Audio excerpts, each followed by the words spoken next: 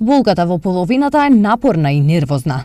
За облажување на оваа болка се препорачува физичка активност, но ако и вие го имате овој проблем, особено во делот кај крсната коска, пробајте го и овој лек со лук. За подготовка потребни ви се следниве состојки: 10 чешњиња лук, малку масло, по можност маслиново, памучна крпа.